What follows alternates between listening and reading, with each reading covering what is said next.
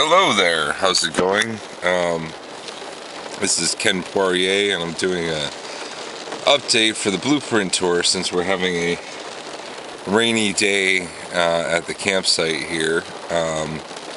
So I figured might as well do some recording. I've already read a bunch of books and played a bunch of ukulele, and and it's pretty much all I got left to do before I think we're gonna head into town and try and resupply or something, pass the day away. So we've been on the road for at least a month now, little over a month. Feels like longer. We started off in Bloomington, Indiana, made our way down to Florida, and then made our way along the Gulf Coast. We stopped by New Orleans and we did filming with two different woofer groups there, and if you read our blog you can find out about them. And now we're headed into, right now we're in Hackberry, Louisiana, which is right on the border of Texas in the southern part of Louisiana. We're camping here for a week, and then next week we're doing 2 months at one woofer location in Texas. Sorry, did I say 2 months? I meant 2 weeks. We're doing 2 weeks at one woofer location in Texas, and then another 2 weeks at another woofer location in Texas. So we're going to be in Texas for pretty much all of the month of February, and that's great. We're going to be doing actual work at farms, which is perfect timing because we're about to launch our Kickstarter fund, and hopefully within that'll at least give us a chance to work during the day, and then we can sit around at night and try to promote our Kickstarter campaign. Hopefully that'll work out well. We're trying to raise another, I think, $8,000 or $9,000 to help us complete our trip. So that'll be at least something. That's at least we know what we're doing for the next month, and that's really great. At the very least, that we have a solid idea of what's happening for February. That makes us very happy. I did want to take a minute because I've been looking at the website and I've been looking at the different videos we've been putting out, and I've talked a lot about what the Blueprint is, how it started, what the goals are. One thing I didn't talk about though is why am I doing it, and who I am. So my name's Ken. I don't know, I've had a very bizarre life. I started off, going like Catholic and prep schools, and I absolutely didn't like that for reasons I don't want to get into, but basically I got myself out of that, got myself into art school, studying writing and drama at the Greater Hartford Academy of Performing Arts in Hartford, Connecticut.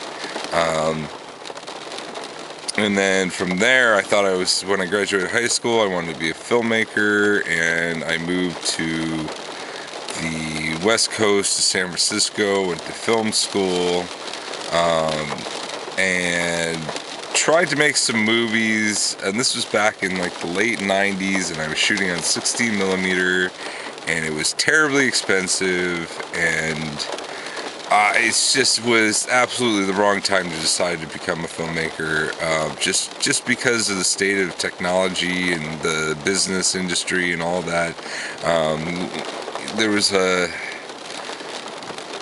It wasn't ready for the disruption yet that we're having now, I think, in the plus 2008 era, where we have crowdfunding and we have these like really inexpensive digital cameras, YouTube, Vimeo, and other distributors that work really well, and are all inclusive and not exclusive, like the studio industry was back in the 90s and early 2000s. So basically, you know, filmmaking didn't work out for me then. And then, you know, of course, what did I do? Well, I joined the circus. That's what I did. I did a couple other things before I joined the circus. You know, ran a couple businesses and stuff. But I ended up joining the circus, and must have been 2002, 2003, something like that. You know, I was doing semi-pro wrestling, and then from there I moved into doing circus sideshow and vaudeville, and did that for a long time, professionally. I mean, that was my job, full time, and then I got to the point in 2008, or was it 2008, and I wasn't making enough money at it anymore. I mean, I was making enough to like live and survive and pay my rent, but I was like, you know, like every month it was like that struggle to like make enough money in order to make sure the rent was paid and all of that. And so I decided I needed to change an occupation. I retired from the circus sideshow stuff, and I went into video game development, working on Microsoft Xbox projects, Xbox 360, Xbox Connect. Worked on that for like 2 years, and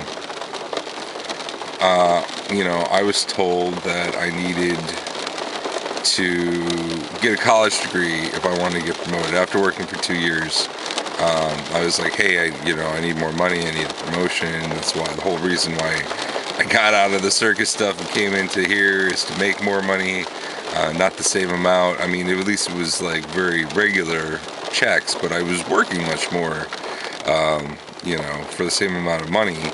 And so they said I had to go back to college in order to get a promotion because I didn't have a degree. And so I did. I went back to college and studied all about internet technology, programming, system design, blah blah blah, like all this like fancy stuff. I wanted to focus on artificial intelligence, so I went into like studying neurology and psychology and sociology and all these other things, and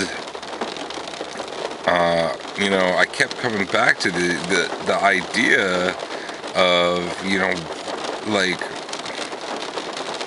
studying artificial intelligence and automation and all this stuff. I realized like how much work we do, and like really what's the point of it. Like, so much of the work we do in this country is just pushing around papers or driving cars or, you know, picking things up and moving them from one spot to another. And I mean, that makes up much more than 50%, I think, of the work in this country. And like, from what I've learned and studied in automation and robotics and all this other stuff, there's no reason people should be doing that. I mean, there really isn't. Like, the only reason why we still have people do those jobs instead of robots at this point is because people are cheaper. People are cheaper than machines. And that's kind of sad, you know? Like, I don't know. That just seems to me like, really, like, people are worth less than machines. Like, that's how we view society. Like, you know, it's like they say the cotton gin would have put slavery out of business anyway. That's what they say. I don't know. I don't know enough about cotton gins or cotton ginning or what. I don't even know what cotton ginning is. But, you know, you know, like, I mean, we don't do that anymore. We don't, the point is we don't do that anymore. We don't have slaves doing stuff. We, have machines do it when machines can do it. If you got a cotton gin, then cotton gin does the work. If you got a printing press, the printing press does the work. If you've got a network server, the network server does the work. We don't have, we don't, like, I mean, yes, we still have DVDs and Blu-rays and all that, but like the majority of the content is distributed digitally these days, and that's part of evolution, and so the question is, what happens to all these people, and so that was what I was, when I went and taught, computer science, I was looking at automation, thinking, oh, this is something that needs to be worked on. This is something we need to improve. We need to create better automated systems and artificial intelligence. And no, we don't. That's what I discovered in college, is we're already there. We can already have the robots do pretty much everything, which leaves the question is, what happens to the humans, and so that's where I really got on this idea of this, this whole agriculture thing, because I was looking at Maslow's hierarchy of needs, and I was like, okay, so what's you got your basic needs are food, water, shelter. If you can cover that, then then you get to work on other things like family, relationships, spirituality, morality, writing, art, creating. You get to work on all these these higher functions, but first you need to take care of the base functions, and so many people don't have that. This whole idea that you're supposed to work 40 hours a week for your basically food, shelter, electricity,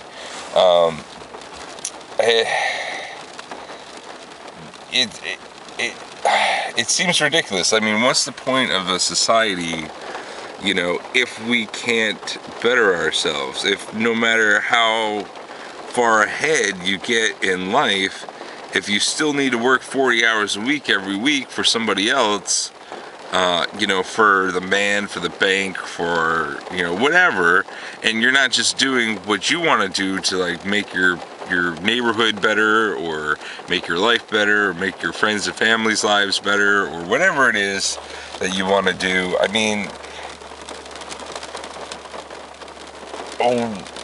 Why are we doing all this work? It doesn't make any sense to me. So I was trying to figure it out, and I was like, okay, well, how do we go from this 40-hour a week mentality to to something better? And that's where I kind of got the idea of decentralized agriculture as being rather key. Yes, the shelter, water, those issues are really big too. Don't get me wrong on that. There's some cool things people are doing with housing and alternative housing. Really, the main issue with that, though, is just banks and the whole real estate kind of scam thing. But that's a whole nother issue. That's why I think this blueprint documentary that I'm working on right now is focusing mainly on food. I think we might look at that a little bit, at the whole real estate issue, but mainly we're looking at the food. Water's pretty easy. You find some place that's got some decent groundwater, you dig a hole, you got water, or you collect it from the rain and you filter it. Unless you're in a desert, and then even if you're in a desert, then there's all sorts of what's the word? you know, like Luke Skywalker had, moisture evaporators. Um, there's a word for it. I can't think of it right now. But basically, you suck the water out of the air, you know, like a succulent.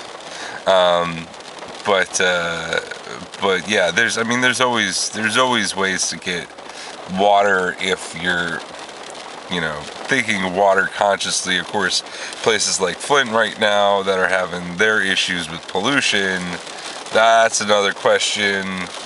That's more of, you know, I mean, that's when you have a super fun disaster site like that.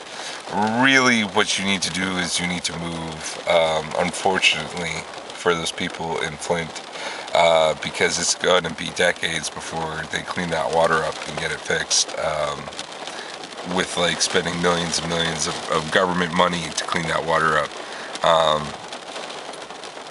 And it's terrible because like anybody who owned a home there, the value of their homes just dropped to zero, and they should definitely, I think, sue who's ever responsible for that. But that's a whole nother thing that I don't want to get into.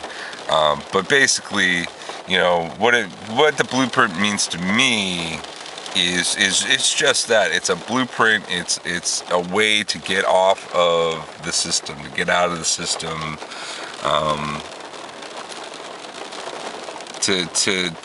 To get out of this rat race, the 40-hour a week, the 9 to 5, permanently, you know, to kind of lay out a foundation for a system where not only others, but myself included, you know, can just like say, okay, this is how you do it. This is how you build a little tiny sustainable community on the cheap, get it up and get it running, and, you know, and get out. Stop feeding the machine. So anyway, so I hope that clears up a little bit about me and about why I'm doing this blueprint project. And thank you guys for following along on the blog. And yes, cheers.